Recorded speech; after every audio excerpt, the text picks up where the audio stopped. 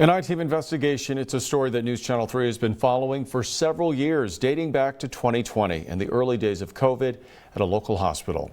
John White here now with the story of a local doctor who was one of the first to sound the alarm, John. That's right, Peter. It's a doctor's personal fight against Eisenhower Health and Eisenhower Medical Associations. From blowing the whistle on, quote, worker and patient safety during the deadliest pandemic in American history to now breaking his silence after being awarded a $1.6 million decision, Dr. Rick Loftus shared his story first with News Channel 3.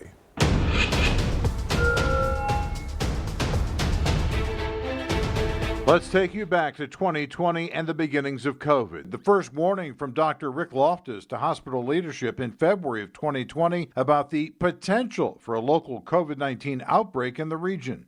Then March 7th, the first case at Eisenhower, and the doctor's early predictions that COVID could cause as many as 4,000 deaths in the Coachella Valley in just 12 to 18 months.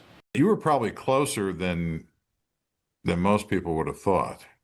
I was within a tenth of a log, both on my local and my national predictions. Publicly, Eisenhower was also warning the public, its chief medical officer appearing frequently on News Channel 3 at that time. We are not allowing visitors to come into the hospital right now. Behind the scenes, Loftus, an internal medicine doctor who was working with the hospital's residents, describes a different culture. This case was about the dozens of people at Eisenhower that worked with me that had concerns about patient and worker safety and also had concerns about a culture of bullying. Bullying, he says, was coming in the form of discriminatory and misogynistic treatment from the program director of graduate medical education at that time, Dr. Mehrdad Abbasi.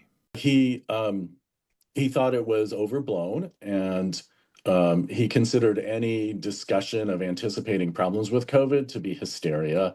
I think the exact quote of the decision included testimony that he had mentioned that people of Asian descent romanticize wearing masks. The retired judge who decided the case agreed with Loftus, finding the administration failed to uphold its own policies, finding that misplaced priorities and blind loyalty to Dr. Abbasi led it down a perilous path.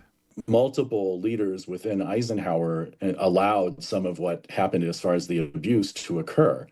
And the judge confronted Eisenhower with their own policies and procedures and showed how many different ways they violated those supposed rules they follow and how they handled what happened.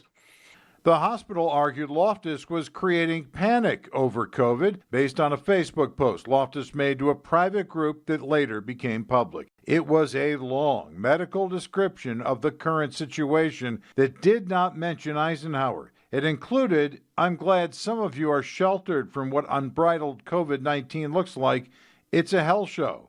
The post, once it was made public, making news at the time, but News Channel 3's Peter Dowd working to get answers. I want to ask you, sir, about this post from Dr. Rick Loftus at Eisenhower that's generating a lot of attention right now on social media. He writes that the hospital right now is a hell show. And does the hospital really feel like a hell show right now? I'm not even sure what that phrase would mean. The judge finding that the post was a poor choice by Loftus, but that nobody testified at trial that any part of it was inaccurate.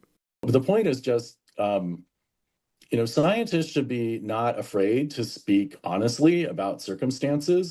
Eventually, the hospital came to Loftus with a behavior agreement that he refused to sign. I mean, it really was a form of character assassination, honestly. That's how I feel. And I think it was an abuse of power.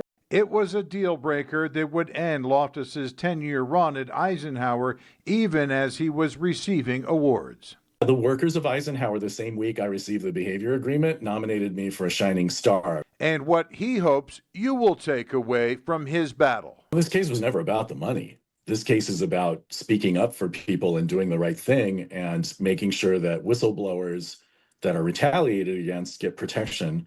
And I think the importance of this case is it shows that whistleblowers can be protected and that we can be vindicated. Do you feel vindicated?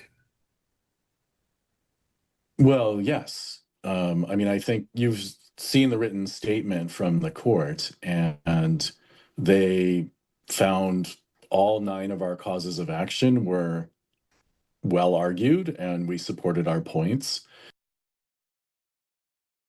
Loftus wants to be clear about all this. He says his issues were with administration, not the people at Eisenhower who provide care day in and day out. This case was decided through a process called judicial reference, a conflict resolution decided by a retired judge. Eisenhower does have the option to appeal. A hearing on punitive damages is still to come. Now, I did reach out to Eisenhower to get their side of the story on all of this. A spokeswoman providing this statement this afternoon. Eisenhower denies Dr. Loftus's allegations, disagrees with the judge's decision, and reserves its right to potentially pursue appellate review. Stay with News Channel 3 for any new developments.